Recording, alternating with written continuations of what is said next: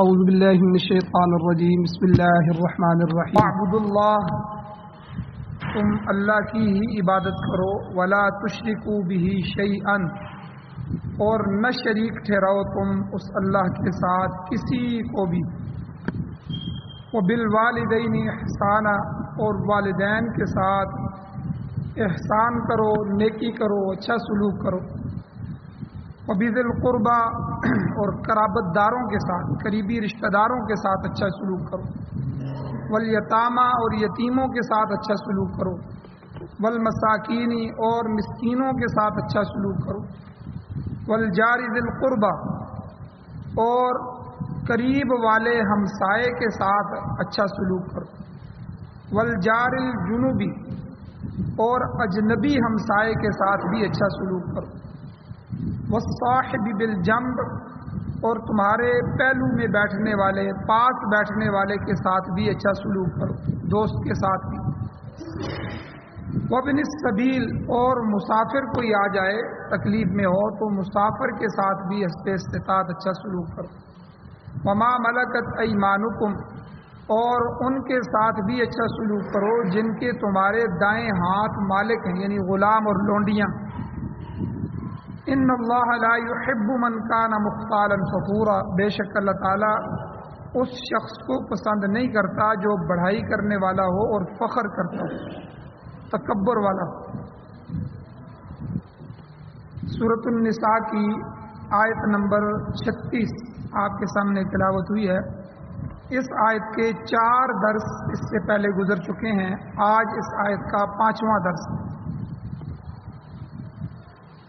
4 درسوں کا خلاصہ یہ ہے کہ ان میں اللہ تعالیٰ کی عبادت اور اس کا مفہوم کیا ہے وہ بیان ہوا، اور شرک کے بارے میں تفصیلاً بیان ہوا، اور پھر کل کے درس میں والدین کے حقوق بیان، کہ حقوق اللہ میں سب سے بڑا حق اللہ کی عبادت کرنا ہے، اللہ کو الہ ماننا ہے، اللہ کو معبود ماننا ہے، اللہ کے غیر کو اللہ کی ذات میں اور اللہ کی صفات میں شریک نہ کرنا ہے، یہ سب سے بڑا حق ہے۔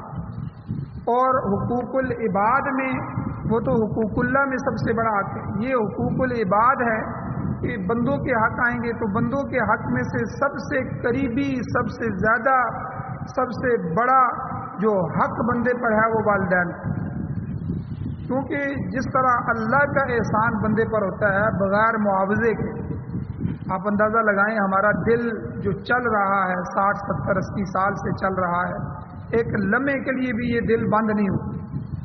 اگر اس دل کا کرایہ لیا جاتا مہینے کا تو کتنا کرایہ بنتا ہے؟ وہ ایک بزرگ تھے، انہوں نے دل کا بائی پاس کروایا، ڈاکٹر نے کہا کہ 8 لاکھ روپیہ لگے گا، پہلے زمانے کی بات، ابھی تو اور لاکھوں روپے لگتے ہیں۔ وہ رو پڑے، تو ڈاکٹر نے پوچھا کیوں رو پڑے؟ انہوں نے کہا کہ اب دیکھو اس کی تھوڑی سی مرمت کی ضرورت پیش آئی ہے، دل تو کسی اور کا بنایا ہوا ہے، دل میں نہیں خرید رہا، دل میرا اپنا اللہ کا دیا ہوا ہے، لیکن اس میں تھوڑی سی خرابی آئی ہے، ریپیئرنگ کی ضرورت پڑی ہے، تو لاکھوں روپے لگ رہے ہیں، اور میں اللہ کے دیے ہوئے پر کبھی شکر بھی نہیں کر سکتا۔ اللہ نے اتنی نعمتیں دی ہیں، آنکھیں جو ہیں، یہ جو ہماری آنکھیں ہیں، ان آنکھوں میں اتنے سسٹم کام کر رہے ہیں، مثلا اس میں رنگوں کو پہچاننے والا سسٹم کام کر رہا ہے، ہم کسی چیز کو دیکھتے ہیں یہ رنگ نیلا ہے، پیلا ہے، سبز ہے، یہ آنکھ جو ہے اس کو پہچانتی ہے۔ اس میں کروڑوں بلب لگے ہوئے ہیں، آنکھ میں کروڑوں بلب، سائنسدان کہتے ہیں کروڑوں بلب ہیں جو ایک ہی وقت میں جل رہے ہیں۔ اگر آنکھ کا سسٹم دوسری آنکھ سے جدا ہو جائے تو اس کو ہم کہتے ہیں یہ بینگا ہے، یعنی اس کو ٹیڑھا نظر آتا ہے۔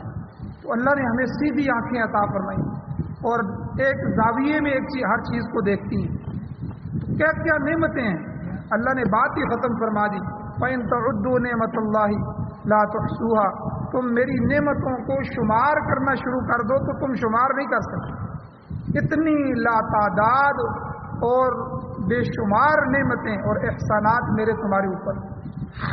تو ان میں سے ایک بڑا احسان اللہ کا ہمیں ہمارے والدین، ان کے بڑے حقوق ہیں، تفصیلی کل کے درس میں بیان ہو چکے ہیں۔ اللہ تعالیٰ نے اس آیت میں بہت سے افراد شمار فرمائے ہیں کہ جن کے ساتھ ہمیں نیکی کرنے کا، اچھا سلوک کرنے کا، ان کے حقوق پہچاننے کا، ان کے اوپر خرچ کرنے کا حکم اللہ نے عطا فرمایا۔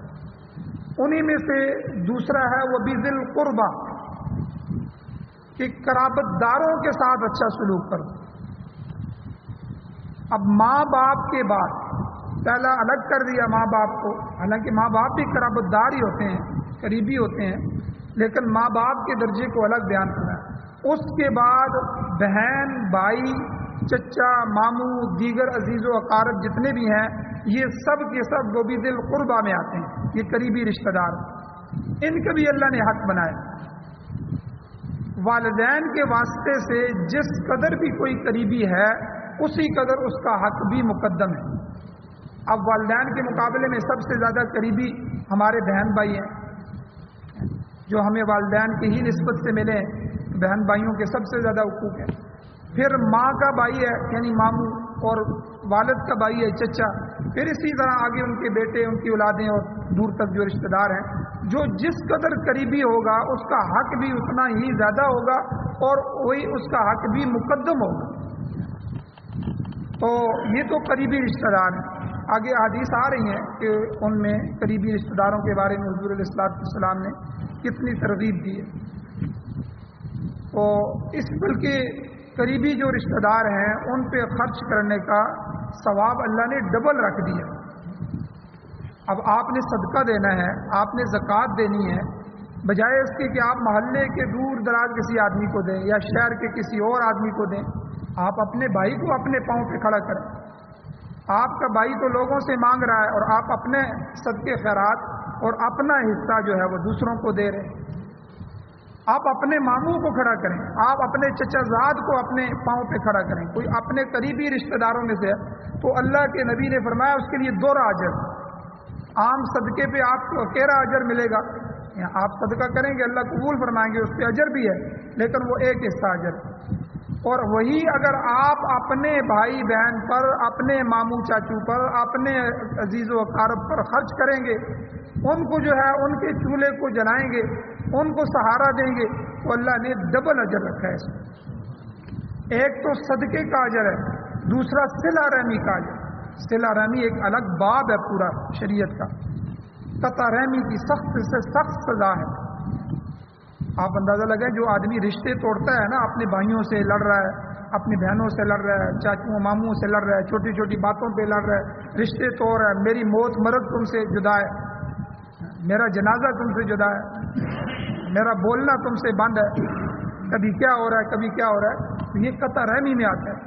حدیث مبارکہ میں آتا ہے، حدیث کا مفہوم ہے، نبی علیہ السلام نے فرمایا کہ کل قیامت کے دن جو صلہ رحمی ہے اور قطع رحمی ہے، ان اعمال کو، ان سب اعمال کو شکلیں دی جائیں گی، تو یہ عرش کے نیچے کھڑے ہوں گے۔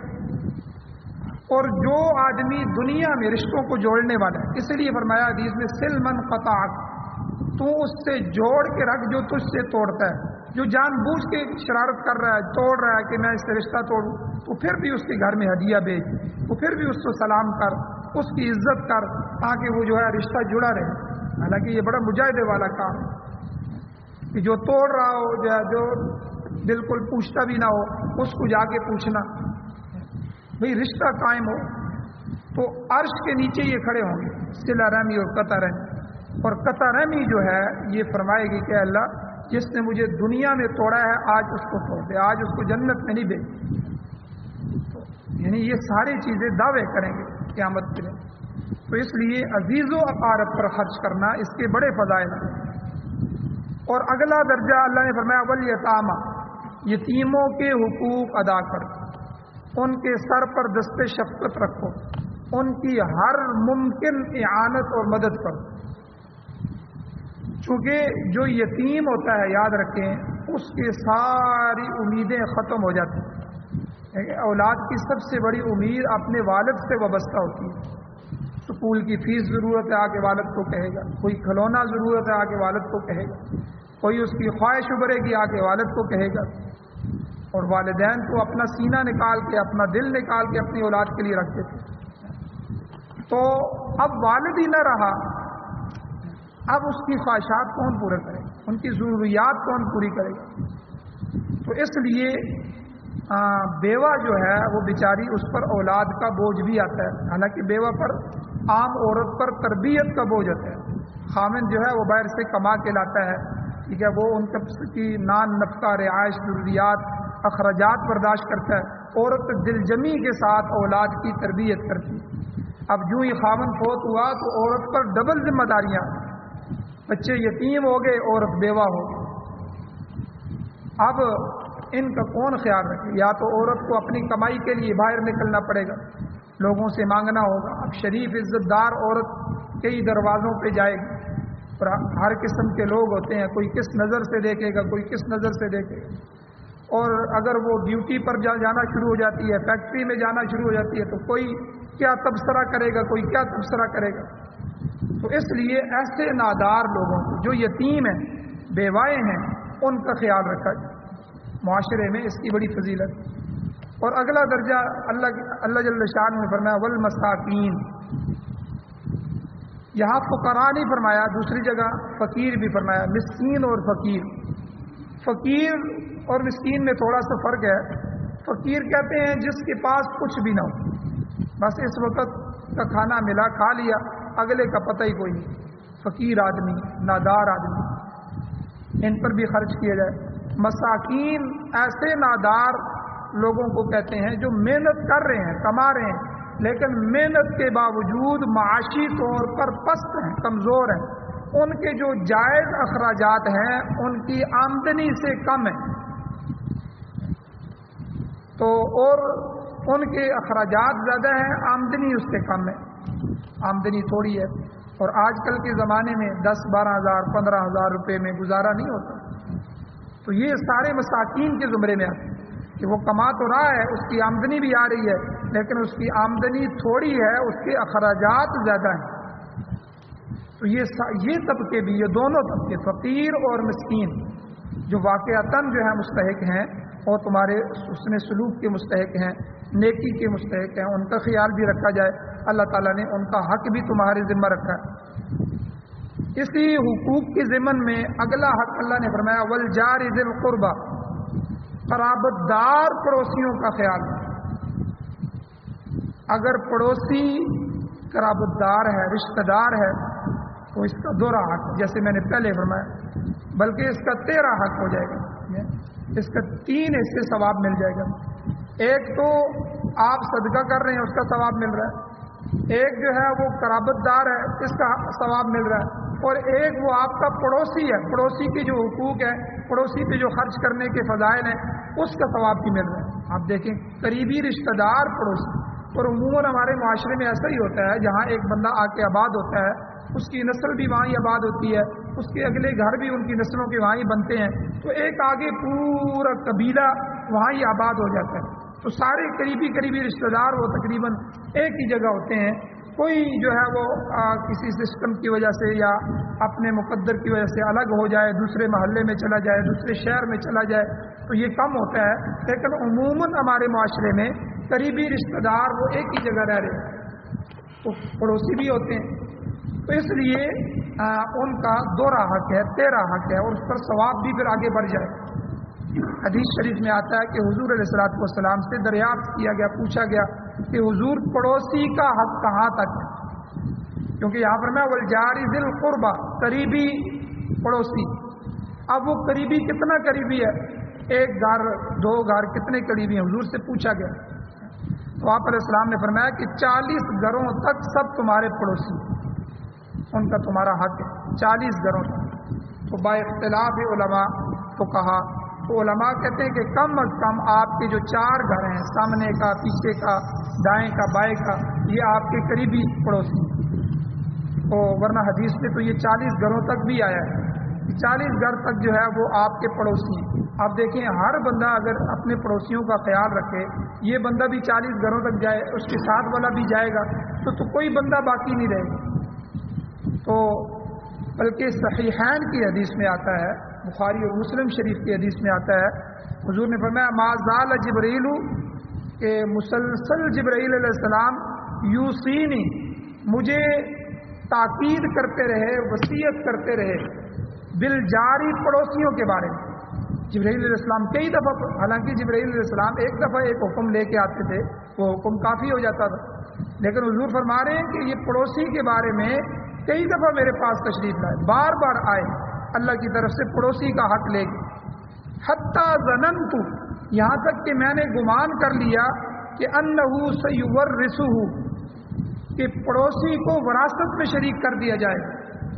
यानी इतने हुकूक पड़ोसी के अल्लाह ताला ने बयान फरमाए। जिब्राईल अलैहिस्सलाम इतनी दफ़ा आए कि मुझे ये शक हुआ, मुझे ये गुमान हो गया कि हालांकि पड़ोसी विरासत में तो शरीक नहीं होता, विरासत में तो अपने करीबी वारिस होते हैं, उनके दर्जा बदर्जा विरासत है, जैसे पीछे गुजरी है। तो लेकिन हुजूर कहते हैं मुझे इसमें गुमान होने लगा कि इतनी ताकीद की जा रही है पड़ोसी के बारे में, क्योंकि असल जंग तो पड़ोसी से शुरू होती है। असल मामला अगर पड़ोस से टकरा रहा है, ये वाला भी उससे टकरा रहा है, अगले वाला भी अगले से टकरा रहा है, अगले वाला भी टकरा रहा है, तो माशरा तो तबाह हो जाए। वो तो पूरा मोहल्ला बदअमनी और जंग और आग का जो है वो नमूना पेश करे। इसलिए इस पहले सेटअप के बारे में ही इतनी ताकीद कर दी कि हर बंदा अपने पड़ोसी के बारे में जब ख्याल रखेगा तो ये पड़ोस पूरे शहर तक फैलेगा। तो इसलिए हुजूर ने इस हदीस में फरमाया कि इतनी दफ़ा वो आए, इतनी दफ़ा आए कि मुझे ये गुमान होने लगा कि कहीं ये पड़ोसी जो है वरासत में शरीक न कर दिया।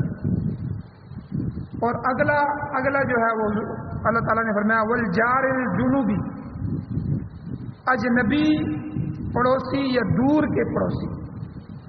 ये तो करीबी रिश्तेदार पड़ोसियों के बारे में पीछे फरमाया, इसको अलग से जिक्र फरमाया। बाज़ दफ़ा लोग कहते हैं जी चलो जी ये तो पड़ोसी हैं तो मेरे अपने हैं, अच्छा यार छोड़ो यार ये तो फलां बरादरी का है, ये तो कमी है, इस तरह की भी बातें माशरे में चलती हैं। तो अल्लाह ताला ने इसको अलग से जिक्र फरमाया। एक कराबतदार पड़ोसियों का खाली ख्याल है कि चलो चाचू मामू है, चचा जाद है, या अपने रिश्तेदार हैं, पड़ोसी हैं जी, चलो मिलजुल कीजिए, रफ़ा दफ़ा कर लो। ये रफ़ा दफ़ा हर एक के साथ होना चाहिए।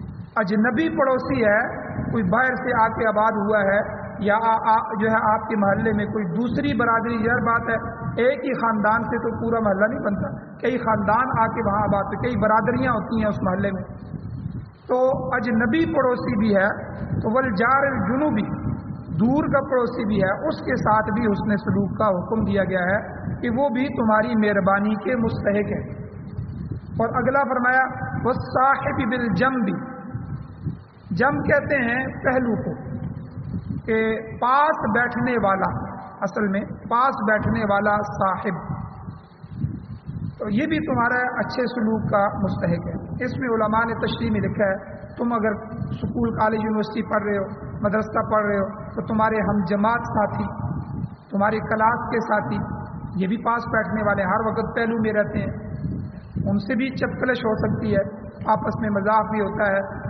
मुनासिबत क्लास फेलो की ज़्यादा होती है बजाय जो है दूसरे क्लासों के या दूसरे लोगों के, तो ये भी इसी में आता है हम जमात तालिब इल्म।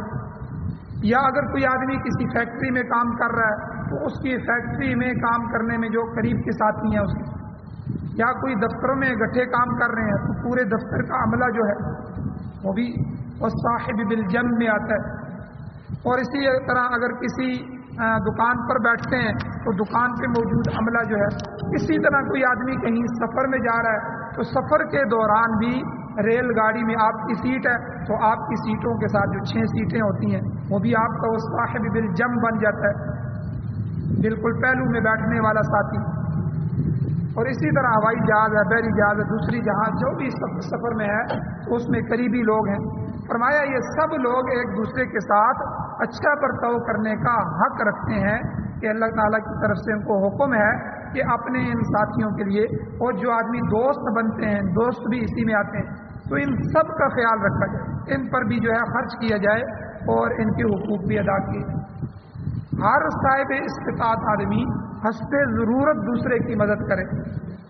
कुछ चीज़ें अल्लाह की तरफ से फ़र्ज़ है, ज़कात फ़र्ज़ है, वो तो उस हिसाब से होगी, जानवरों की ज़कात है और रकम की ज़कात है, या जो है सब्ज़ियाँ हैं پھل ہیں ان کا عشر ہے، وہ تو اللہ نے مقدار مقرر کر دی اور نصاب مقرر کر دیا، لیکن اس کے علاوہ جو صدقہ ہے یہ ہر صاحب استطاعت آدمی جس کو اللہ نے دیا ہے وہ اپنی استطاعت کے مطابق 5، 10، 20، 50,000، 2,000، 10,000 جتنی رقم بھی خرچ کر سکتا ہے وہ دوسرے پر کرے۔ اور اگلا شعبہ اللہ تعالیٰ نے بیان فرمایا وابن السبیل، مسافر آدمی، مسافر چاہے وہ کسی کا مہمان ہو یا اجنبی ہو، اسے بھی اگر کسی چیز کی ضرورت ہو تو اس کا بھی تم پر حق ہے اس کی مناسب مدد کی جائے، اعانت کی جائے۔ ہمیں یاد ہے ہمارے بچپن میں جو ہے کوئی آدمی اجنبی مسجد میں آ جاتا تھا تو نماز پڑھنے کے بعد لوگ دیکھتے تھے کہ یار یہ تو ہمارے گاؤں کا نہیں ہے، یہ ہمارے علاقے کا بھی نہیں ہے، لوگ علاقے کے لوگوں کو پہچانتے ہیں، تو کوئی باہر سے آیا ہے، اچھا جی آپ میرے ساتھ آ جائیں، دوسرا کہتا ہے میرے ساتھ آ جائیں، تو وہ جا کے بیٹھک میں بٹھاتے تھے، کھانا کھلاتے تھے اور اس سے پوچھتے تھے کہ بھئی آپ نے رات یہاں گزارنی ہے تو آپ ہمارے پاس بیٹھک میں رات گزار، پھر اس کے صبح کے ناشتے کا بھی خیال رکھتے تھے۔ تو یہ عام فضا تھی، لیکن آج کل تو بالکل یہ چیزیں ختم ہو گئی ہیں معاشرے سے۔ تو وابن السبیل، مسافر، آپ اندازہ لگائیں مسافر پر اللہ نے روزے کو بھی ختم فرما دیا کہ اس پر روزہ بھی رکھنا ضروری نہیں ہے، بعد میں قضا کر۔ مسافر آدمی اگر اس کے پاس کوئی چیز نہیں ہے تو زکوٰۃ بھی اس کو دی جا سکتی ہے، چاہے وہ اپنے علاقے میں زکوٰۃ دینے والا ہو، اس وقت وہ مسافر ہے، وہ مستحق ہے۔ تو اسی لیے وابن السبیل کو اللہ نے الگ سے ذکر فرمایا کہ مسافروں کا خیال رکھو۔ اس لیے کئی لوگوں کو بڑی چاہت ہوتی ہے کہ بھئی یہاں مسافر آتے ہیں، یہاں لوگ کھڑے ہوتے ہیں، وہاں انہوں نے بینچ لگا دیے، وہاں انہوں نے بیٹھنے کی جگہ بنا دی، یہاں مذکورات ہوتی ہیں ہر چیز کا، یہ چیزیں بھی جو ہیں یہ معاشرے میں یہ ثواب کا ذریعہ ہیں۔ تو ہم نے صرف جو ہے وہ چند چیزوں کو ثواب سمجھ لیا، تو یہ لوگ بھی جو ان تمام شعبوں پہ خرچ کرے گا اللہ تعالیٰ اسے بھی نوازے۔ اب اگلا جو ہے اگلا طبقہ اللہ نے فرمایا وما ملکت ایمانکم، وہ لوگ بھی تمہارے حسن سلوک کے مستحق ہیں تو جو تمہارے دائیں ہاتھ کی ملکیت میں آتے ہیں، جن کے تمہارے دائیں ہاتھ مالک ہیں، یعنی زر خرید غلام جن کو تم نے خرید لیا۔ حالانکہ دیکھیں غلام کو ہم نے خریدا ہے، اللہ کے نبی نے قرآن و سنت نے ان کے حقوق بھی بیان فرمائے، بلکہ جتنے غلاموں کے حقوق آتے ہیں شاید آزاد آدمی کے اتنے حقوق نہ ہوں، غلام کی ترغیب دی۔ تو غلام کے متعلق حضور علیہ السلام کا فرمان ہے، اللہ کے نبی نے فرمایا حدیث میں کہ اس کی طاقت سے زیادہ اس سے کام نہ لو، اس کی طاقت سے زیادہ بوجھ اس پر نہ لا دو۔ اگر کوئی مشکل کام اس کے سپرد کر رہے ہو تو اس کے ساتھ اس کا ہاتھ بٹاؤ، جو خود کھاتے ہو وہ اپنے غلاموں کو بھی کھلاؤ، جو خود پہنتے ہو ان کو بھی پہناؤ، ورنہ آگے چل کر آخرت میں تم سے مواخذہ ہو۔ تو اب تو غلامی کا سلسلہ نہیں رہا، اب اس زمانے میں غلام تو نہیں ہے، لیکن علماء نے فقہا نے اس میں جو ہمارے نجی نوکر چاکر ہوتے ہیں، جو ہم نے گھر میں نوکر رکھے ہوتے ہیں، گاڑی کا ڈرائیور رکھا ہوتا ہے، اسی طرح ملازم رکھے ہوتے ہیں ہمارے دکان پہ ہوں، دفتر پہ ہوں، گھروں میں ہوں، گاڑی کے کام کرنے والے ہوں، کسی طرح بھی نوکر چاکر ملازم وغیرہ، یہ سب بھی مراد لیے جا سکتے ہیں۔ علماء نے اس سے مراد لیے ہیں کیونکہ وہ ہمارے ہاتھ کے نیچے ہیں، زر خرید تو نہیں ہے، لیکن وما ملکت ایمانکم، تو ہمارے دائیں ہاتھ ان کے ایک طرح کے مالک ہوتے ہیں، وہ ہمارے ہاتھوں کے نیچے ہوتے ہیں۔ تو ان لوگوں کے ساتھ خوش اخلاقی اور اچھا سلوک، اور یہ حقدار ہیں، اللہ نے ان کا حق بنایا۔ اگر کوئی آدمی، اب کتنے معاشرے میں ہم دیکھتے ہیں کہ فلاں نے اپنے چھوٹے چھوٹے بچے نوکر رکھے ہوتے ہیں، حالانکہ یہ بھی ان پر ظلم ہے، پھر ان کو مارتے ہیں گھروں میں، اجنبی بچی ہے ان کو حقیر سمجھتے ہیں، کتنے واقعات ایسے پیش آئے۔ تو اس لیے اللہ تعالیٰ نے ان کے حقوق بھی بیان فرمائے، اور آگے جو ہے اللہ تعالیٰ نے فرمایا ان اللہ لا یحب، یہ سارے حقوق جو بیان فرمائے، تو اس میں اللہ تعالیٰ نے کئی چیزیں اور بھی بیان فرمائی ہیں، انشاءاللہ آگے آتی رہیں گی۔ تو آخر میں جا کر جو ہے اللہ تعالیٰ نے فرمایا ان اللہ لا یحب من کان مختالا فخورا، اللہ تعالیٰ انہیں پسند نہیں کرتا جو اترانے والے ہیں، بڑائی کرنے والے ہوں، فخر کرنے والے ہوں، اکڑنے والے ہوں، غرور کرنے والے ہوں، متکبر ہوں، اللہ تعالیٰ کو عاجزی پسند ہے، اللہ کو انکساری محبوب ہے۔ مغرور آدمی کو اللہ پسند نہیں کرتے، اور عجیب بات ہے کہ مغرور آدمی کو معاشرہ بھی پسند نہیں کرتا۔ جو آدمی متکبر ہے کون اس کو پسند کرتا ہے؟ تکبر اللہ کی ذات کو روا ہے، اللہ کی ذات کے ساتھ مناسب ہے۔ اللہ اکبر، اللہ سب سے بڑے متکبر ہے، سب سے بڑے ہیں۔ تکبر کہتے ہی اس کے بڑائی کو، تکبیر بڑائی، بڑائی اللہ کی ذات کے ساتھ لائق ہے، وہی بڑا ہے۔ ہم تو سب چھوٹے ہیں، ہم تو سب عاجز ہیں، تو اللہ تعالیٰ کو عاجزی پسند ہے۔ جس شخص کے دل میں عاجزی ہوگی اسے اللہ تعالیٰ کی عبادت کا صحیح تصور بھی ہوگا، وہ وحدانیت کا شیدائی ہوگا، شرک سے بیزار بھی ہوگا۔ ایسا شخص اللہ کے حقوق بھی ادا کرے گا اور مخلوق کے حقوق بھی جو ہے وہ ادا کرے گا۔